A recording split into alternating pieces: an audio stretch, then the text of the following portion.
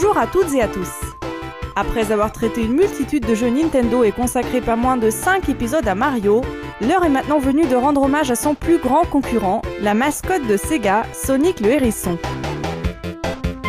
Le premier volet de la série est sorti en 1991 sur Mega Drive et introduit de nombreuses nouveautés dans l'univers du jeu de plateforme. Quand on écoute la bande originale de Sonic, on se rend surtout compte de 3 éléments caractéristiques. Dans un premier temps, il s'agit d'une musique pop assez entraînante et énergique qui inclut notamment une basse grave et très audible et des rythmes atypiques. Les harmonies sont modernes et les modulations intéressantes. Elles collent ainsi parfaitement avec l'univers robotique du jeu. On remarque aussi que Nakamura Masato, le compositeur de la bande originale, se sert beaucoup d'archétypes musicaux. En effet, en écoutant la musique de Sonic, on croit constamment entendre quelque chose que l'on a déjà entendu ailleurs. Cela va de la simple inspiration stylistique à une inspiration mélodique beaucoup plus flagrante. Voyons quelques exemples. Dans les inspirations légères, on peut citer la Spring Yard Zone qui, dans l'utilisation de sa basse et de son rythme, rappelle le style de Michael Jackson. Prenons comme exemple la comparaison du tube Smooth Criminal sorti en 1988.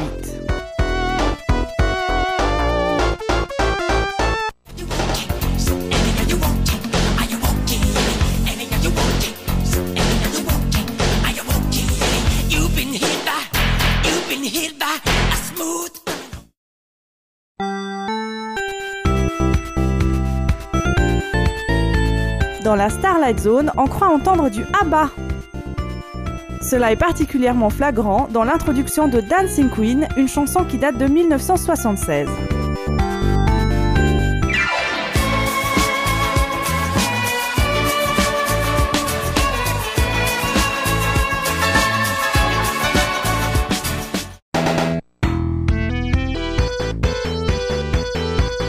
Dans les inspirations mélodiques plus prononcées, on peut citer la Marble Zone, où on entend assez clairement le refrain de Music to Watch Girls Go By de Andy Williams, une chanson sortie en 1966.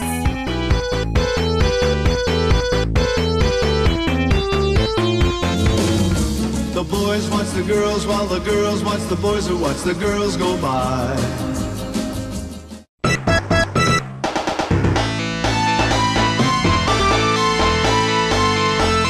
Et dans la Final Zone, Nakamura Masato cite note pour note Painted Black des Rolling Stones, également sorti en 1966.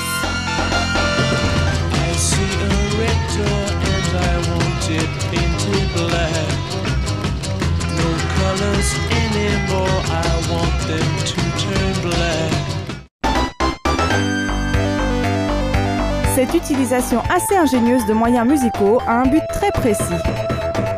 Sans aucun doute, connaissez-vous l'effet que peut avoir la répétition d'un morceau? Peut-être ne l'aimiez-vous pas vraiment, mais à force de l'entendre, vous finissez par l'apprécier. Nakamura Masato se sert de petits éléments musicaux que notre esprit a déjà intégrés par le passé pour nous faire instantanément apprécier ses compositions.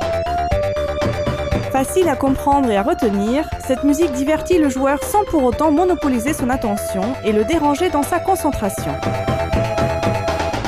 Le troisième élément très caractéristique de la bande originale de Sonic est le manque de rapport quasi complet entre la musique, le design et le gameplay du jeu.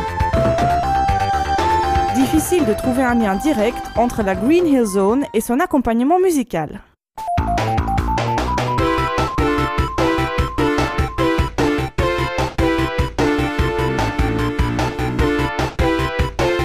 La même chose vaut pour presque tous les niveaux du jeu, avec toutefois quelques exceptions.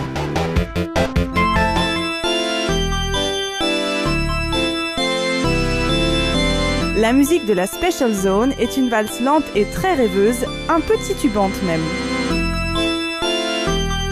Et pour cause, le design du niveau est assez hors du commun, un peu comme si ses créateurs avaient fait un usage quelque peu abusif de stupéfiants. Un autre exemple de musique qui colle avec le gameplay est la musique de la Final Zone. Grave et épique, elle souligne bien la menace imminente du boss final. Le thème du boss de niveau est d'ailleurs une version fortement altérée de la même musique.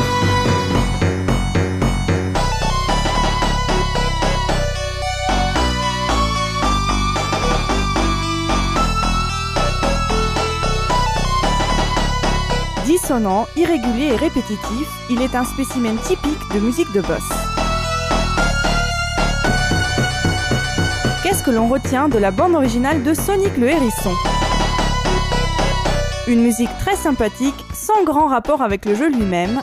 Chaque morceau se prétend être un tube pop, une musique qui se trouve finalement être unique et qui, malgré son manque d'originalité, ou justement grâce à celui-ci, reste gravée dans notre mémoire.